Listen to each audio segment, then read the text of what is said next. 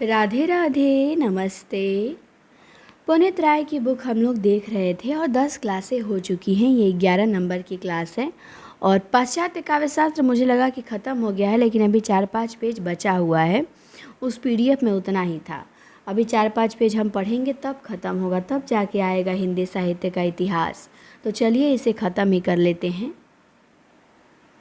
दिया है कि क्रोचे के अभिव्यंजना सिद्धांत को किस भारतीय आचार्य के सिद्धांत से जोड़ा जाता है, तो कुंतक के वक्रोक्ति सिद्धांत से जोड़ा जाता है। क्रोचे के अभिव्यंजनावाद को भारतीय वक्रोक्तिवाद का विलायती उत्थान किसने कहा है? रामचंद्र शुक्ल ने कहा है। कविता कवि व्यक्तित्व की अभिव्यक्ति नहीं, व्यक्तित्व से पलायन है, ये कथन किसका है? इलियट का है। नई समीक्षा में तनाव शब्द के प्रवर्तक कौन हैं?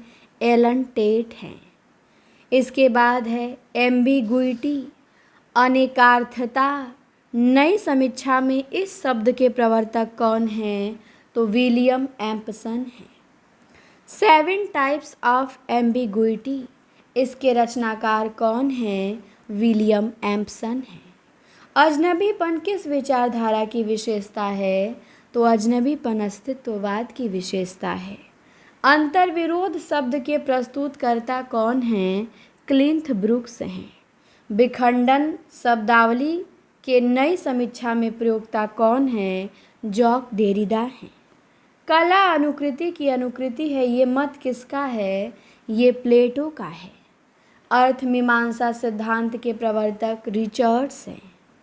किस पाश्चात्य आलोचक ने काव्य के मनोवैज्ञानिक मूल्य को सिद्धांत प्रस्तुत किया? तो रिचर्ड्स ने प्रस्तुत किया। इसके बाद है कि आदिम मनुष्य की भाषा को किस रूप में परिभाषित किया जा सकता है? तो मिथक के रूप में। बिंब कितने प्रकार के होते हैं? 2 प्रकार के होते हैं, इंद्रिय बिंब और मानस बिंब।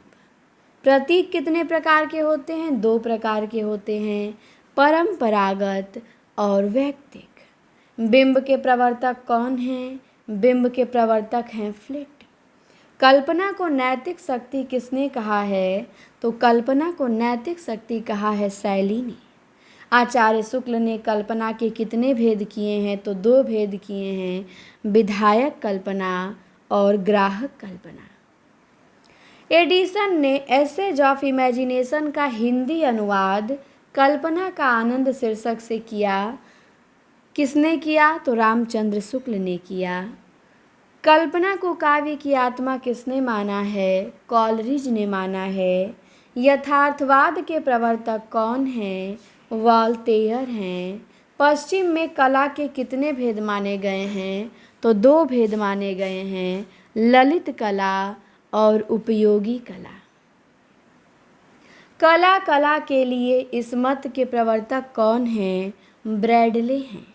कला कला के लिए इस मत को मानने वाले प्रमुख विद्वान कौन हैं? तो ब्रैडले, वॉल्टर, पेन व्हिसलर, ऑस्कर वाइल्ड हैं। किन पाश्चात्य विद्वानों ने लोक मंगल को काव्य हेतु माना है? तो प्लेटो, रस्किन और टॉलस्टॉय ने। प्लेटो, रस्किन और टॉलस्टॉय ने लोक मंगल को काव्य हेतु माना है। आनंद को काव्य प्रयोजन किसने माना है? तो सिलर और शैली ने माना है। अपने आप को किसने प्रौढ़तावादी माना है?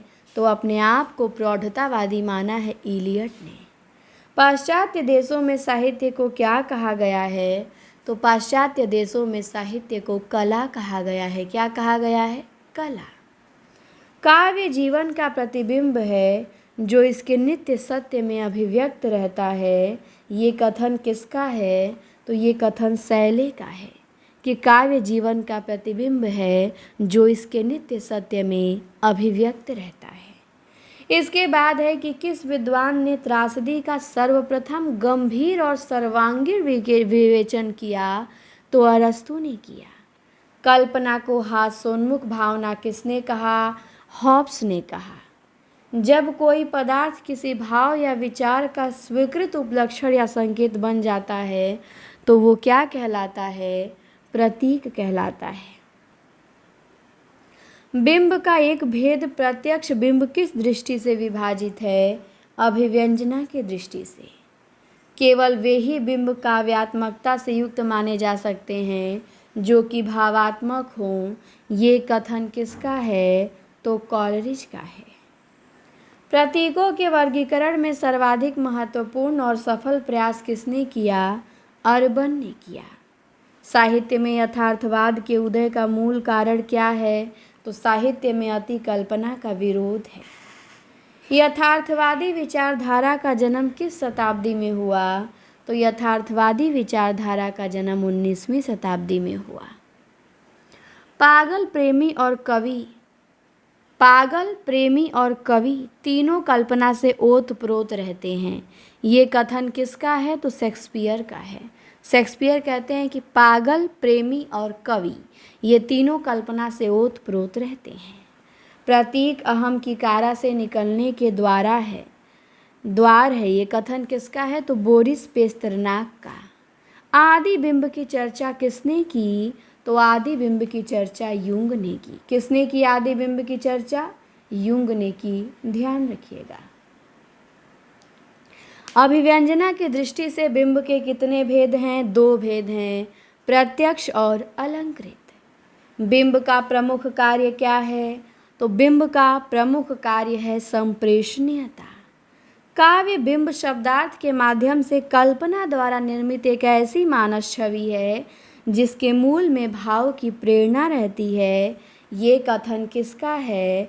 तो ये डॉक्टर नगेंद्र का है कि काव्य बिंब शब्दार्थ के माध्यम से कल्पना द्वारा निर्मित एक ऐसी मानस छवि है जिसके मूल में भाव की प्रेरणा रहती है। ध्यान देंगे।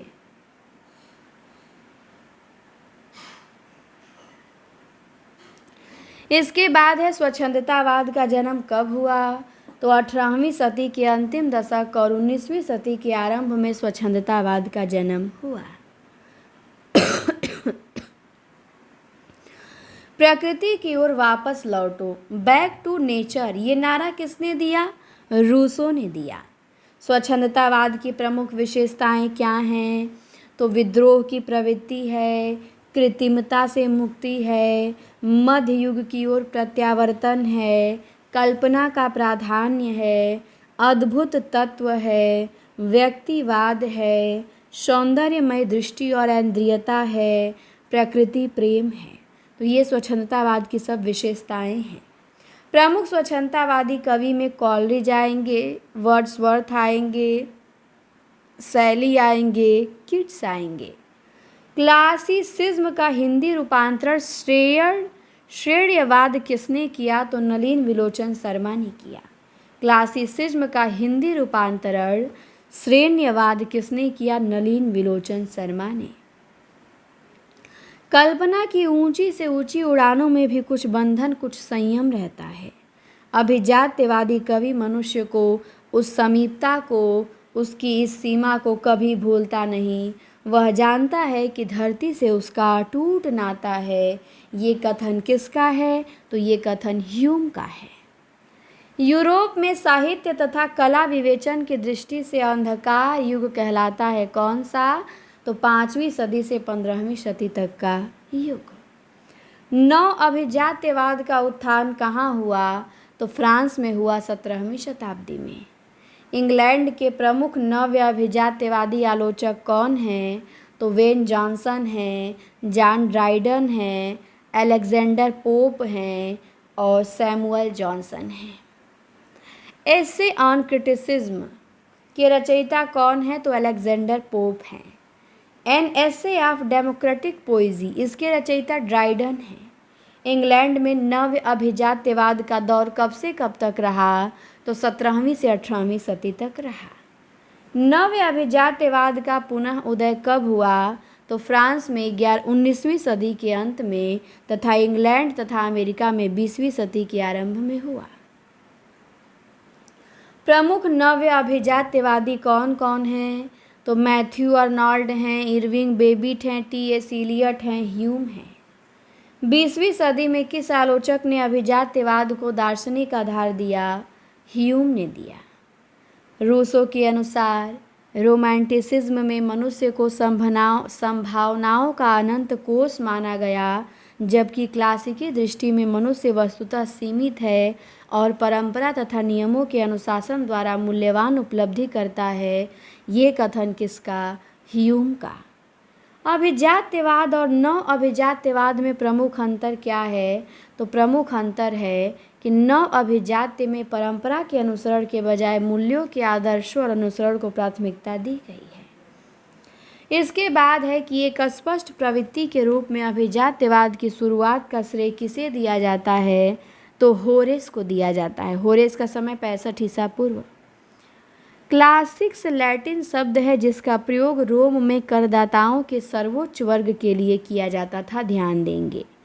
क्लासिसिज्म के लिए हिंदी में प्रयुक्त शब्द कौन सा है? तो अभिजात्यवाद, शास्त्रवाद और शैव्यवाद।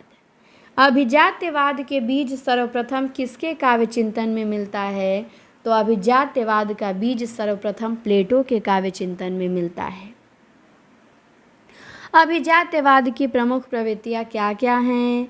तो प्राचीन साहित्य परंपरा का अनुकरण है, मर्यादा औदात्य, आत्मा की गरिमा, स्वच्छता तथा प्रशांति पर बल है, कला को वस्तुनिष्ठ मानना है, भावावेग के स्थान पर भाव संयम और भाव व्यवस्था पे बल है, सार्वभौमिकता निर्वैयक्तिकता है, परंपरानुगतिकता की दिशा में उन्मुक्तता है। रोमांटिसिज्म को परंपरावादी कला के विरुद्ध नवोन्मेषकारी सौंदर्य शास्त्री सिद्धांत किसने कहा? तो एमुल लेगोई तथा लुई कैजामिया ने कहा। इसके बाद है कि रोमांटिसिज्म शब्द का पारिभाषिक तौर पे सबसे पहले प्रयोग कब हुआ? 1669 ईस्वी में फ्रांस में हुआ। रोमांटिसिज्म का क्लासिसिज्म की विपरीत प्रवृत्ति के रूप में अर्थ निर्धारण किसने किया? तो स्लेगल ने किया। नई समीक्षा के जनक कौन माने जाते हैं? इलियट माने जाते हैं। द प्रॉब्लम ऑफ स्टाइल के रचयिता कौन हैं? तो मिडिलटन मरे हैं। रिवैल्यूएशंस नामक ग्रंथ के रचयिता F.R. लीविस हैं। आंग्ल अमेरिकी साहित्य के सन 1930 से 60 तक के समय को साहित्यिक आलोचना में क्रांति का युग किसने कहा? तो जॉन हालावे ने कहा।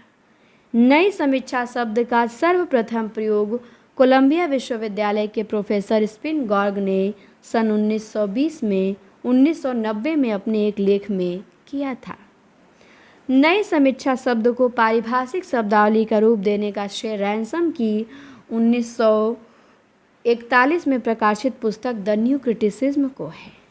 साहित्यालोचना की किस पद्धति में कृति को केंद्रीय स्थान दिया गया? तो नई समीक्षा पद्धति में। आलोचना में कविता के विस्तृत विश्लेषण और घनिष्ठ पाठ की परंपरा की समीक्षा पद्धति ने कायम की? नई समीक्षा ने। इसके बाद है ABC ऑफ रीडिंग नामक ग्रंथ के रचयिता कौन है? एजरा पाउंड हैं। ABC ऑफ रीडिंग नामक ग्रंथ के रचयिता एजरा पाउंड हैं। इसके बाद कुछ ग्रंथ हैं, रचयिता हैं। How to teach reading F.R. Leavis का है। How to read a page Richards का है। इंटरप्रिटेशन एंड टीचिंग रिचर्ड्स का, सेक्रेट वुड इलियट का। Principle of literary criticism Richards का। 7 टाइम्स ऑफ एम्बिगुइटी एम्सन का। गॉड विदाउट थंडर रैमसम का। Revaluation the common pursuit Leavis का। On the limit of poetry Allen Tate का। The forlorn demon Allen Tate का। Language a gesture R.P. ब्लैकमर का।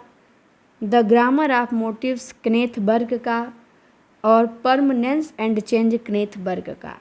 The fugitive नामक काव्य पत्रिका का संपादन किसने किया? जॉन क्रू रैनसम ने किया। थोड़ा बोरिंग टॉपिक था इसीलिए जल्दी जल्दी ख़त्म हुआ।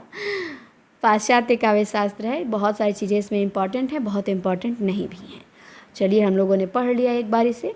अब आता है इंटरेस्टिंग टॉपिक बहुत। कल से हिंदी साहित्य का इतिहास हमारा शुरू होगा। हिंदी साहित्य का इतिहास, फिर आदिकाल, भक्ति काल। तो अब यहाँ से थोड़ा मज़ा आएगा पढ़ने में, ठीक, और थोड़ा आराम आराम से भी हम लोग चलेंगे। तो चलिए अब इसको करते हैं यहीं पे समाप्त और हम मिलते हैं आपसे अगली वीडियो में। धन्यवाद।